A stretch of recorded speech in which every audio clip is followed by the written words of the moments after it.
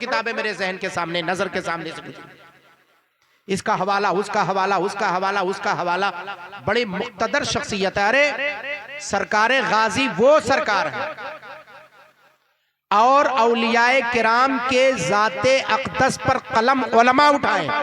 सरकारे गाजी वो शख्सियत है जिनके जात पर कलम औलियाए किराम उठाते हुए नजर आते हैं। कौन नहीं जानता शेख शरफुद्दीन याहिया मुनीरी बिहारी रहमतुल्लाह ताला अलैह को। वो शेख शरफुद्दीन याहिया मुनीरी रहमतुल्लाह ताला अलैह जो कुतुब बिहार है,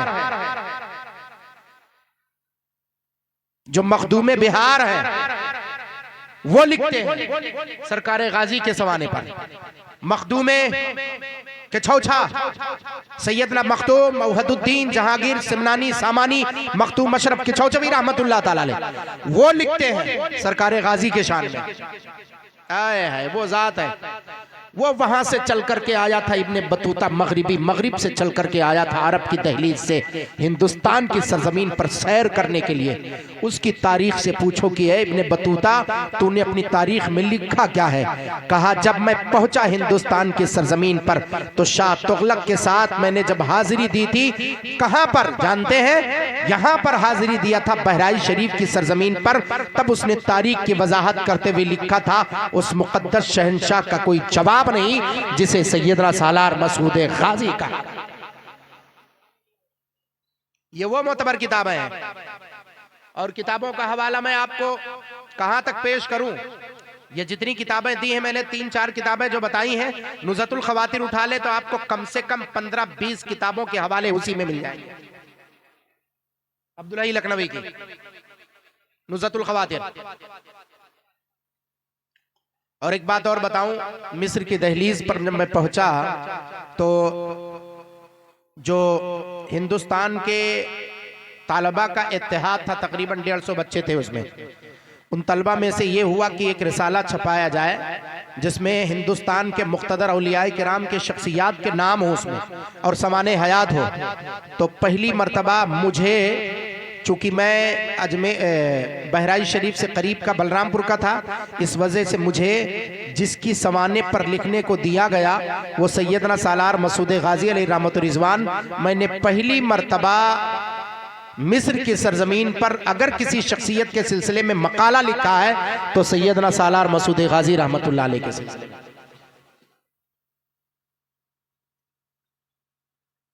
अब आओ, अल्लाह तबारक व तआला की शान यही है। शायद आप ना जाने कि गाजी पाक पैदा कहाँ हुए थे। मैं बताता हूँ, गाजी पाक जिस सरजमीन पर पैदा हुए उसे अजमेर मुअल्ला कहते हैं।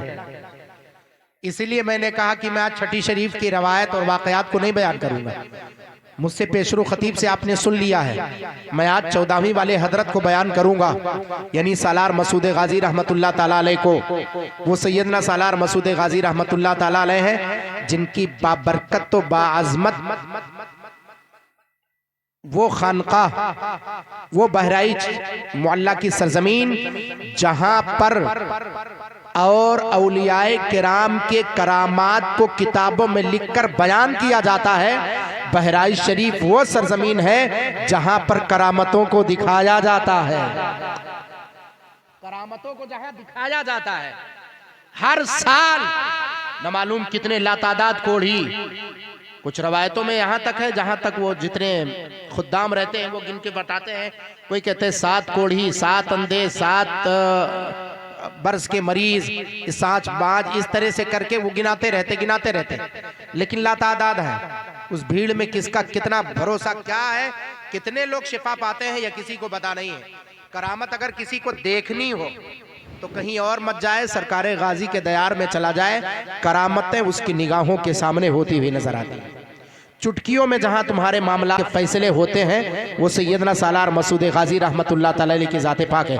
अब आप सोचेंगे ये शख्सियत थी कौन, आखिर ये कौन है? तो आओ मैं असरेनो बताऊं।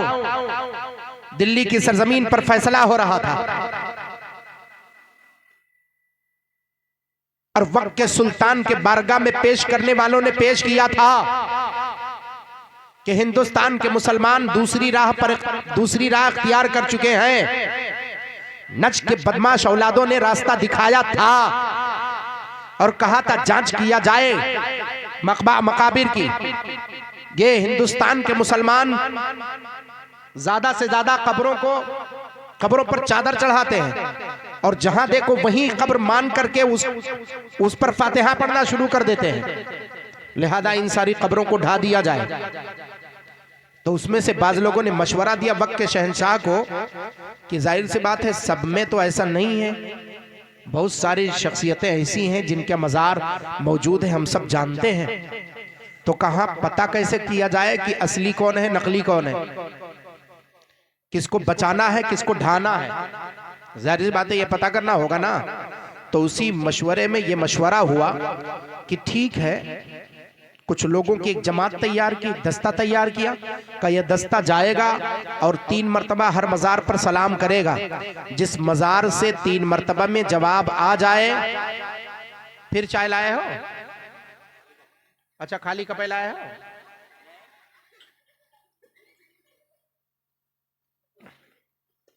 अब बैठ गए मैं के, तो चाहे चाय पिलाओ चाहे जोन पिलाओ।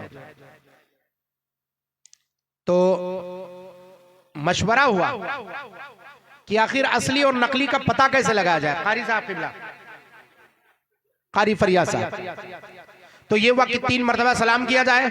जिस मज़ार पर पहुंचे 3 मरतबा सलाम करें। अगर साहिब मज़ार होंगे तो जवाब देंगे, नहीं होंगे तो कब्र को ढा दिया जाए। दिल्ली की सरजमीन से जमात निकली। निकलने के बाद वहीं के एक बुजुर्ग थे जो साहिब कश्फ थे, कहा सबसे पहले उनके मज़ार पर चलते हैं। जाने वालों के दस्ते का ग्रुप का जो सरदार था, रहनुमा था, उसने कहा सबसे पहले वहां हाजिरी दे लेते हैं। हाजिरी देने के बाद मेरे दिल के अंदर जो है वह मैं पूछ लेता हूं, मैं जान लेता हूं, फिर आगे बढ़ता हूं। साहिब कश्फ बुजुर्ग के बारगाह में पहुंचे और वहां पर जाकर के उन्होंने सलाम किया। पहली मर्तबा सलाम किया, जवाब नहीं मिला। दूसरी मर्तबा सलाम किया, जवाब नहीं मिला। तब क्या कहते हैं कि मैं तो इनको जानता हूं, साहिब मज़ार को अच्छे तरीके से। साहिब कश्फ बुजुर्ग थे, बहुत पाए के बुजुर्ग थे। इनके ज़ाहिरी जिंदगी को मैंने अपने माथे की निगाहों से देखा। मेरे सामने वसाल फरमाने वाले और तुरबत अनवर के अंदर, आखिर मैं इनको कैसे न तस्लीम करूं? 2 मरतबा सलाम कर चुके, तीसरी मरतबे जवाब ना मिले तो फिर इनकी कब्र को ढाया जाए, ये कैसे हो सकता है? तो लोगों ने कहा नादान, तू घोड़े पर बैठ करके सलाम करता, नीचे उतर तो जरा सही, अदब से सलाम कर। घोड़े से नीचे उतर तो जरा सही। घोड़े से नीचे उतरे, सलाम किया तो जवाब आया। कब पहली मर्तबा दूसरी मर्तबा जवाब क्यों नहीं आया? जवाब मिला कि नादान, हम अपने यहाँ गुस्ताखों का जवाब नहीं देते, अकीदतमंदों का जवाब देते हुए नजर आते हैं।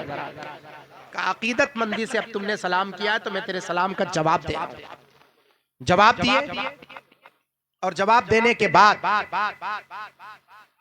पूछा, हुजूर हमारे खातिर ये मशवरा हुआ है कि हम लोग जाकर के जांच और पड़ताल करें, इसकी क्या हकीकत है, आप कुछ बताएं। का कुछ नहीं, चले जाओ बहराइच शरीफ के दरबार में, जलाली बुजुर्ग के यहाँ चले जाओ, जाओ वही तुम्हारा फैसला करेंगे, वहीं से इब्तिदा करो बहराइच शरीफ की सरजमीन पर। क्योंकि इन लोगों का कहना था ना कि जितने कब्र हैं सबको ढा दिया जाए। तो जो लोग ये कह रहे थे, इशारा हुआ बहराइच की तरफ जाने के लिए। अब बहराइच शरीफ उस वक्त सबसे जलाली बुजुर्ग, जिनकी अजमतों और जिनके रिफतों का कोई जवाब नहीं था, हुजूर शुएबुल औलिया रज़ियल्लाहु मौला तआला जो शेखुल मशाइख हैं, वो उन्हीं के औलादों में से हैं। ज़हनो फिक्र को हाजिर करो, मैं कहीं और की बात नहीं कर रहा। सरकारे गाजी रहमतुल्लाह ताला अलैह, एक रवायत मैं आपको बयान करूं, उस रवायत को सुने और आप महवे हैरत होंगे। यही शाह तुगलक किसने बनवाया है पूरा बारादरी, ये खित्ता, ये इहाता। मगर एक बात और है, मजार शरीफ के गुंबद को किसी और ने नहीं बनवाया, वो सैयदा बीबी जुलेखा ने बनवाया है। बीबी ज़हरा ने, जुलेखा नहीं बल्कि बीबी ज़हरा ने, सैयदा ज़हरा ने। 2 शख्सियतें रुदौली शरीफ की सरजमीन पर आई थी। एक का नाम सैयदी जमालुद्दीन, एक का नाम सैयदी रुकनुद्दीन। सैयद साहब थे दोनों।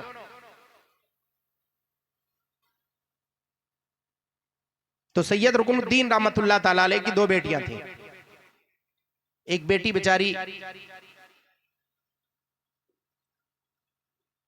बहुत खूबसूरत थी, लेकिन वो नाबीना थी। उसकी खूबसूरती का कोई जवाब नहीं था।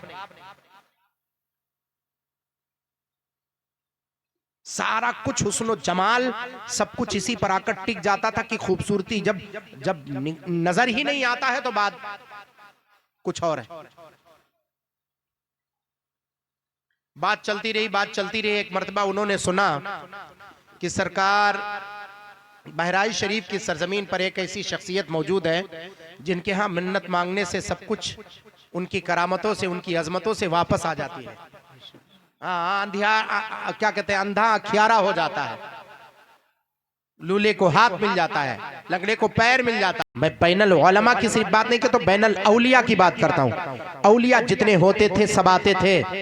मुझे तो ये रवायत नहीं मिल पाई कि ख्वाजा पाक की हाजिरी बहराइच शरीफ में हुई कि नहीं हुई। कुछ लोगों ने बयान किया, लेकिन मैं इससे अभी तक मुझे इसकी कोई सनद नहीं मिल पाई, न कोई रवायत मिली, इसलिए मैं इसको बयान ही नहीं करूंगा उस वक्त तक जब तक मुझे कोई सनद ना मिल पाए। लेकिन मैं इतना जानता हूं कि ख्वाजा पाक से पौने 200 साल पहले जिसने अपनी शख्सियत से इस खित्ते को इस्लाम से सरफराज फरमाया, वो जात मेरे सैयदना सालार मसूद गाजी रहमतुल्लाह ताला सुभान अल्लाह। तो फरमाया बहराइच जाओ। तो बहराइच जाए कहां? बहराइच जाना पड़ेगा। वो दस्ता दिल्ली से निकला, बहराइच आया, और आने के बाद मालूम है कैफियत, जरा समात करो मुसलमानों, ईमान ताजा हो जाएगा। जंजीरी गेट आप देख रहे हैं, अभी जंजीरी गेट से पहले ही वो दस्ता मौजूद था। अंदर से आवाज आई, आने वालों नीचे उतरो घोड़े से। तुम्हें पता नहीं तुम सुल्तान के बारगाह में चल करके आए हो। वाह वाह सुभान अल्लाह।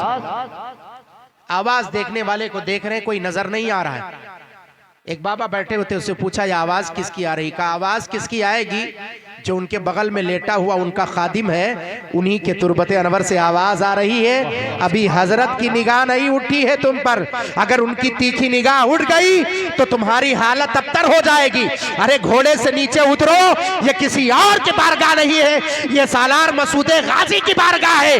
अरे जो हुकूमत देना जानता है वो हुकूमत छीनना भेजा। माशाअल्लाह, नारे तकबीर, नारे रिसालत, मसलके आला हज़रत फैज़ाने गाजी सरकार। घोड़े से नीचे उतरे, कांप रहे थे, कांप रहे थे। वो करें तो क्या करें? जब उनके खादिम की निगाह का यह आलम है, इतनी दूरी से हम देखकर हमारी जिंदगी का फैसला कर रहे हैं, तो फिर उनका आलम क्या होगा? बैठकर थर्रा रहे थे। तो कैफियत थी मेरे गाजी पाक के, उस दयारे पाक की, उसकी बरकतें और अजमतें सुनने की आप कोशिश कर रहे हैं, उनको जानने की कोशिश कर रहे हैं। मेरे गाजी पाक को जानेंगे, 19 साल जिंदगी जिसने राह मौला में कुर्बान की, आज भी बहराइच शरीफ की सरजमीन पर। हाँ, यह रवायत मैंने जरूर पढ़ी है। विलायत का हुक्मनामा सरकारे सैयदना ख्वाजा मोइनुद्दीन चिश्ती अल-अजमेरी रदियल्लाहु मौला ताला अन्हु के दयारे अक़दस से जारी होता है, लेकिन उस पर मोहर मेरे गाजी पाक की जरूर लगती है। सुभान अल्लाह, सुभान अल्लाह। एक चीज और जान लीजिए, सरकार मसूद गाजी रहमतुल्लाह ताला अलैह का सिलसिला कौन सा था भाई? जब सरकार मसूद गाजी तशरीफ लाए थे, सिलसिले कादरिया का वजूद ही नहीं था।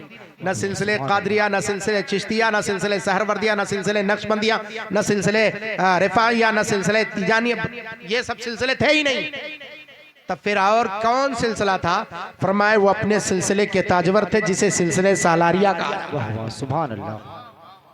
सरकार गाजी रदियल्लाहु मौला ताला अन्हु की जिंदगी पाक अगर होती और कुछ ज्यादा वक्त होती तो आप उनके सिलसिले के शुयूख पाते, लेकिन उनका खानदान आज भी मौजूद है। हमारे यहाँ बराऊं शरीफ की सरजमीन पर जो शख्सियत है, जिसे हुजूर सरकार शुएबुल औलिया अलैहि रहमतुर रिजवान के नाम से जानते हैं, मालूम है सरकार गाजी के चचा सैयदना सुरखरू सालार रहमतुल्लाह ताला अलैह, जो आप स्टेशन से गुजरेंगे, जब आप बहराइच शरीफ के लिए जाएंगे तो रेलवे की पटरी के बाएं तरफ दारुल उलूम फैजुल उलूम है, फैजुल उलूम से होते हुए आप जाएंगे तो वहां पर मजार सैयदना सुरखरू सालार रहमतुल्लाह अलैह जो गाजी सरकार के चचा हैं, उन्हीं की औलादों से गाजी सरकार की नस्ल चली है।